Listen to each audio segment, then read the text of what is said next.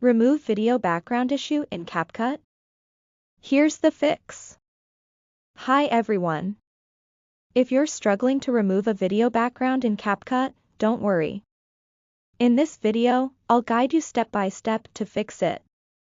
The first thing to do is check if you're using the latest version of CapCut. Open the Play Store or App Store, search for CapCut, and update it if needed. CapCut's background removal tool works best with high-quality videos. If your video is blurry or low resolution, the tool may not work properly. Now, import your video into CapCut.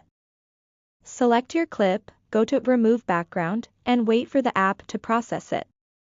If the background still doesn't remove, ensure your video has proper lighting, and the subject is distinguishable from the background. Avoid videos with similar colors in the background and subject. Sometimes, clearing the app cache or reinstalling CapCut can solve performance issues. Go to your phone settings, find CapCut, and clear the cache. If it still doesn't work, try an online video background remover as a backup plan. And that's it. Hopefully, these steps helped you fix the background removal issue in CapCut.